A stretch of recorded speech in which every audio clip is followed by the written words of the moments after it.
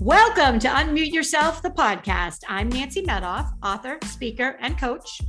And I'm Beth Knaus, creative copywriter and the owner of That's a Spade Copywriting Services. We are done being polite and ready to get real about confidence, boundaries, and self-respect, both personally and in the workplace. Beth and I first met when we collaborated on the best-selling communication handbook for women, Unmute Yourself and Speak Up to Stand Out. Now we are amplifying our message and taking it on the road with Unmute Yourself, the podcast. Warning, there may be, no, who are we kidding, will be some adult content. We have a bullshit button and we're not afraid to use it. So buckle up, buttercups, because here we go.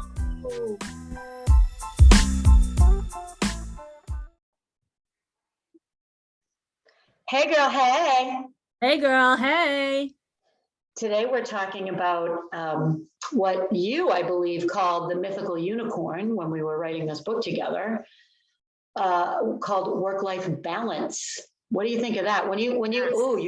Beth just grimaced everybody. So when I say work-life balance, what pops up for you?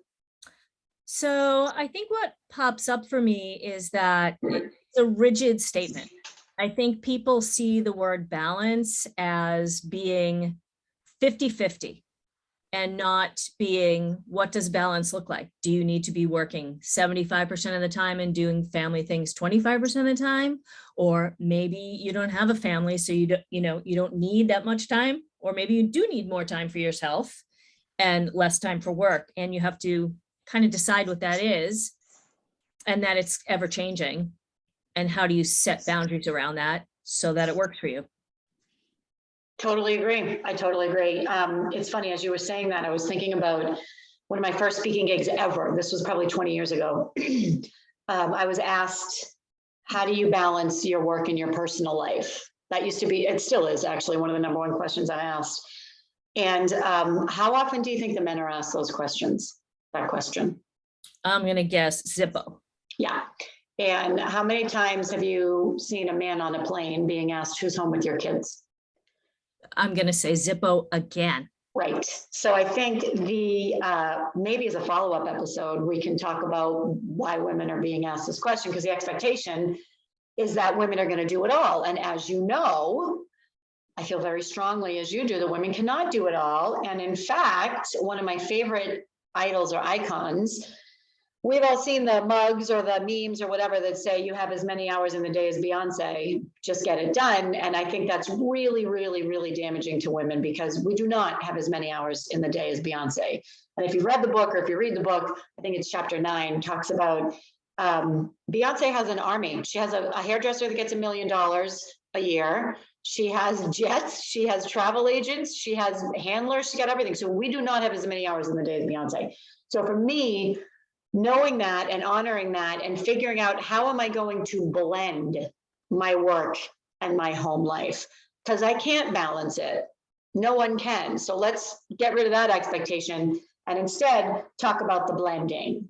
So talk about the gray, which is, I think, pretty much what you were saying, right? Yes, I agree. Yeah. And I think, to do that, you also have to be communicating, right? Part of boundaries is communicating. And so whether you have roommates or you have a partner or you have children or whatever, there needs to be communication of, hey, these are my responsibilities at my job, and I need to honor those. And these are my responsibilities at home, and who's handling those responsibilities, right? How are we sharing them is kind of a way of setting boundaries, so that you're not leaving one and running to the other in a panic that you can't do something that you need to do when there's somebody else who could do it. Yeah, so it's interesting as you're talking about this, and we didn't talk about this when we were talking about the episode. I'm thinking about a boss I had who was awful fairly recently, a little whatever, in my later years in my career. And she had zero boundaries, none. She was a workaholic. She had all kinds of issues. We won't even get into that. But I remember pushing back and she wouldn't have it. So for example, we would be in a meeting like you and I are right now, and she would be texting me, telling me what to say in the meeting, texting me while I'm in the meeting, telling me what to say in the meeting. And it got to the point where I turned my phone off when we were in these meetings, and she would say, well, why do you have your phone turned off? I'm like, because I can't think and I can't function if you keep texting me. She would text me at all hours of the night. So I had to turn my phone off. And I remember the few times that I didn't stick up for myself or didn't assert my boundaries, they were bad. It was very bad. So I'm excited to talk about what that looks like for you and how you think that we can help people and help each other, and talk a little bit more about that. Because once you figure out how to do it, it'll change your life. Yes, I agree. And so I'll tell you quickly, one of the issues that I have had is I've had one or two people that I can think of that would do that, text at all hours, middle of the night, late at night, after work hours, early in the morning. And I silenced them on my phone because having kids who weren't at home, I wanted my phone on in case it was an emergency and they needed me, but I didn't want, to be texted by other people who struggle to set boundaries. So, yeah. So did you ever have a conversation with that person? Like, hey, I love talking to you, but I need you to understand that after 6 o'clock is my family time. I didn't. Yeah. I didn't. And I probably could have. One of them might have obliged that. The other one, I just know for sure wouldn't have. So, yeah. Yeah, interesting. I remember when I tried to, she might even listen to this episode, but I remember she used to call me like when she was traveling and be like, I'm just getting out of the car. Let me call you right back. I'm just getting, through TSA. Let me call you right back. I'm just, and I'd be sitting there at my desk, like chained to my desk, waiting for her to get her act together to call me. And I said, it sounds like it's not a good time for you. Why don't you call me back when you can talk? And boy, was she pissed. Yeah. She actually threw it back at me later on. And I just remember thinking to myself, like, I can't control this person. I can only control how I let them engage with me. So, and I'm not going to do this. I'm not going to do this. So I think the lesson there is that when you do set the boundary, understand that people are going to get upset, and how are you going to deal with that? And is it worth it? Right. Exactly. Yeah. Like, is it going to be productive? Like, that's always one of the things I think about. If I'm going to have a conversation about something like that, what am I expecting? Do I think it's going to go well? Because if I don't, why am I going to have the conversation? So. Yeah, but that's a good point too. Like, because I like that you said you just silenced her, right? You don't always have to have a confrontation, or you don't always have to have a difficult conversation. Not responding to emails on weekends is your way of establishing a boundary. I remember another team I worked on. We had a boss that would email at all hours of the weekends. We talked to her about it. She said, I'm not going to change that. Just deal with it. So you either chose to engage on the weekend or not. And there was a woman on my team who had 2 young boys, and she would never respond to an email on the weekend. And I said to her one day, how can you do that when everybody else on the team is responding? And how do you even do that? And she said, I can't. My priority is my children, and I'm not going to do that. And I remember I was like, wow. So she didn't, it wasn't a big announcement. Hey, everybody, I'm not answering emails on the weekends. She just didn't do that and was able to create that boundary just by her actions. Right. And I think that the important thing here is we have to learn to accept and compromise on the fact that not everybody has the same boundaries. Right. Many times we set boundaries and we assume, oh, isn't that the boundary that everyone sets? Like, I want to answer my emails all weekend long. Isn't everyone doing that? And the answer is sometimes no. Sometimes they're doing what's best for them in their world. So I think we have to think about that too, because one of the things I think we consider with boundaries is, oh, but so-and-so is going to be mad, or so-and-so is going to feel,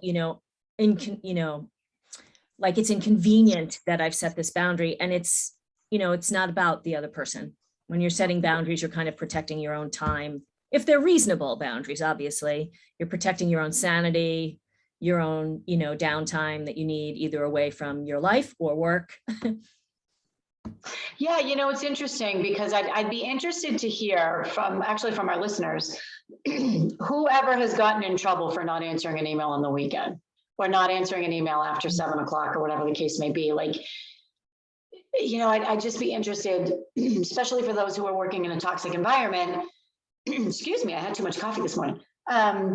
who like got significant pushback besides me, because I know I did several times when I tried to do that, but I didn't care. My mental health and my sanity was more important. So I think it's important because you look at, if you're the boss, how do you set the boundaries with your team? And we also talk about that in the book, is just because you're a workaholic, or if you want to be a workaholic, don't assume the rest of your team does, and be respectful of their lives. But if you're not the boss, how do you politely and kindly either have the conversation or just set it by doing? I really like that idea of, like, I don't answer my phone after 8:30, period, for anybody. And I didn't declare to my family and friends, I am not on the phone after 8:30, but now they realize, I know you're not going to see this till the morning when you log in or when you turn your phone back on. Let me know what you think. And that's worked great. And I think that's a great starter boundary 101. Just start acting the way you want to act. Yes, I agree. And I don't know about you. I need that shutdown time where I'm not talking to anybody anymore. I need to be in my head and like just settling. So time is a big thing for me. And I think that for people who, are service providers who work for themselves, it's so hard to set boundaries because there's just so many hats to wear, if it's just you, or, until you have a team or one person at least who can help you and you can delegate. It's just like one day kind of can meld into the next, and you have to really say, okay, I'm going to spend this much time on this because, I know as a writer, I have a certain amount of hours in me each day that I can write. I can't write for 10 hours in a day. Mm-hmm. I'm good for maybe a good 3 hours, but then I have other business tasks, right? And calls and networking and all the things. And so I have to be aware of that and really respect my time and what I'm expecting out of myself in the basic 8-hour day. Definitely. And one of the things that helped me when I went into business for myself was to take a look at my hourly rate, what I charge people, and think about, okay, is it worth this? Is it worth this amount of money? What you're doing right now in terms of, if it was a client who wanted more and more and more outside of the scope of our SOW, is it worth it for you to for the opportunity cost for those 3 hours? Here's the dollar value. And is it worth it for you to do that as they continue to scope creep and scope creep and scope creep? And right. When the answer is no, I push back. Sometimes it's okay. It's going to take me 15 minutes. That's fine. But sometimes I'm like, no, this is not. This is now a new project, or this is now a new engagement. And those kind of boundaries I think are especially important. Yeah. No, I agree. I feel the same. And I always, if I leave my clients after a project, and let's say it's a website copy project, I always say, listen, once it's up, maybe something looks a little off when you see it visually on the site and the graphics are done and everything, I'm happy to chat for 15 minutes or whatever. I'm not ready to give an hour or 2 hours because I've already done that. But if somebody needs, just some guidance, I'm happy to give it, because to me, that's value. But there's a line between when are you giving value and when is someone pushing you? Because after a while, you feel resentful, right? When people do that. Well, I don't feel resentful. I am resentful when people do that. Right. All right. In this case, my feeling is a fact that I do feel. Yeah, no, I totally agree. So it's interesting because right now it's the end of June, and this episode will be airing in July, where I am trying to take a whole month off. I committed back in December that I would try to take the whole month of July off. And this brings me the long way to this concept of work-life blending, because in my corporate world, I would have taken the whole month. I would have taken 2 weeks in July off, and that would have been it. I would not have checked email because I can't compartmentalize. If I'm going to check an email really quick on a Sunday, I'm probably going to act on it, and then it's going to torpedo my Sunday, and I'm going to be bitter. So going to work for myself, I've really had to do more work-life blending, and everybody has to now, or anybody who's working in a hybrid environment. You have it right in front of you, excuse me. So how do you set those boundaries around, well, it's a trade-off. For example, I'm going to work through lunch today so I can leave at 3 o'clock and go see my kid's soccer game. Or, I'm going to take the month of July off, which I am, but I'm not putting my out of office on because I work for myself and I don't want to miss an opportunity. I'm going to check email once a day. I actually put together a little manifesto that was kind of like my boundary guides for July. It's, I'm going to check email once or twice per day. I'm only going to be on social media to engage. I'm not going to scroll and do all that stuff. A couple other things. I have an out of office and I have my VA who's going to step in as needed.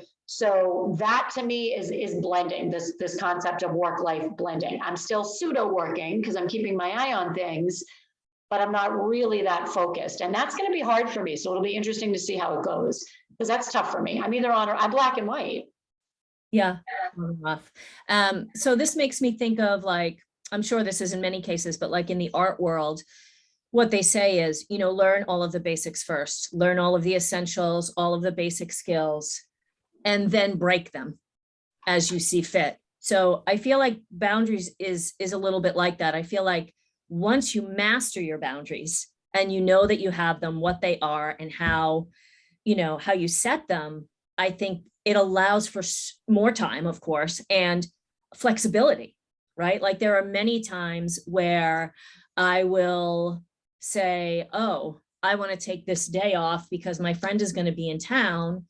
And that week, maybe I am going to work an extra hour at night, or maybe I'm not going to take my lunch, or I'm going to, have a working lunch or whatever, because I also know I took a day off because I'm working for myself and I'm in charge, right? And I can take that day, but I also want to kind of balance in some way and compensate for that time off. And I really like having that flexibility. Is a big piece for me of why I actually don't know how people work in corporate and they work certain hours and certain days under somebody else's watch.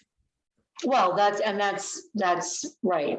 That's why it's even more important that those people, and those of you who are listening who do work in a corporate environment, it doesn't mean you have to do whatever the culture dictates that you do. Nobody's going to tap you on the shoulder and say, take the rest of the day off.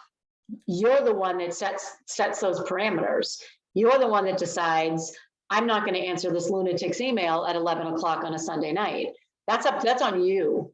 So, and that was really hard for me to understand. It was really hard for me because I really wanted to succeed. I wanted to do well.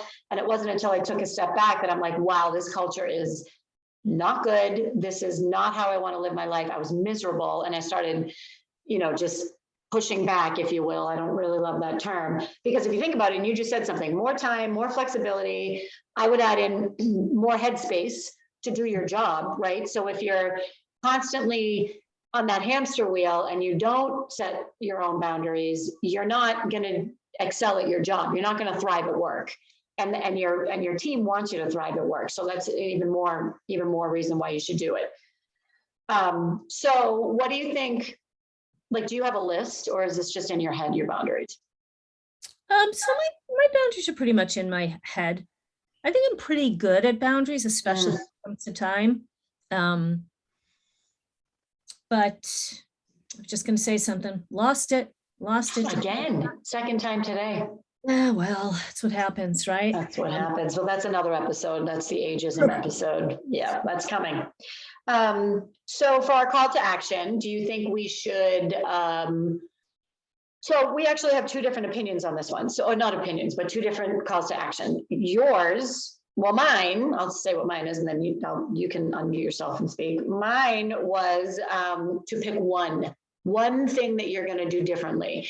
And you don't need to march down Main Street with a trumpet and say, this is my boundary, everybody, but you need to write it down and stick to it. For example, I will not check email before 7 a.m., period, or 8 a.m. And then do it. I do this with my coaching clients. Do it and see how much your life changes. Not one of them has come back to me and said, Nance, I really want to go back to checking email before 7 a.m. Not one. So I say pick one, stick to it for about a week, and then see how you feel. Yeah, no, I actually think that that's great, because I feel like if all of a sudden you're like, I'm setting 20 boundaries and that's it, it becomes overwhelming. You set yourself up for failure, right? But I do think that once you establish them one at a time, that you can have a list that's in view in case somebody does kind of push you to go against your boundaries. They're right in front of you and you're like, I don't live that way. I don't work that way. And I know now what I was going to say. when you set a boundary and you do it enough times and you see the effect and you see that you're respecting it and other people respect it, it feels so freaking good, right? Like there's this little boost of confidence. Like I set this boundary and everybody's respecting it, including me. And I just think it's a feel-good thing. It's a way to really kind of pump yourself up. So it's contagious, totally contagious. And it spills over into your personal life. It wasn't until I started doing it at work that I then became more comfortable doing it in my personal life. And now yeah. And vice versa. It's fantastic. So listeners, we encourage you to pick one. And then after you pick one, pick another one. And then after you pick another one, pick another one. And let us know how it goes. We'd love to hear. Anything else on your end, Beth, my partner? I don't think so. I'm actually feeling pretty good about boundaries right now. So am I. I'm going to go think of some new ones. Awesome. Maybe I'm just going to walk around and be like, who can I boundary today? That's right. Which I think would be great. So do you want to say bye? I guess so. Okay. All right. You go first. Bye, girl. Bye. Bye, girl. Bye.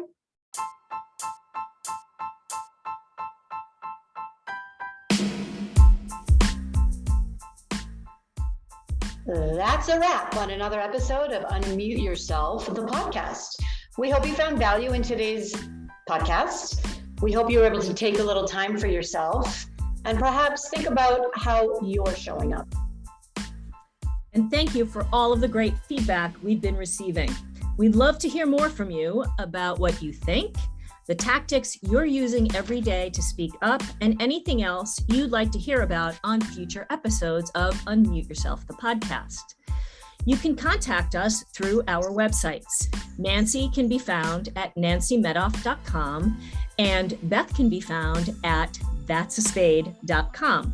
Or you can email us at unmuteyourselfthepodcast, all one word, @gmail.com. We will see you next week, and until then, keep speaking up.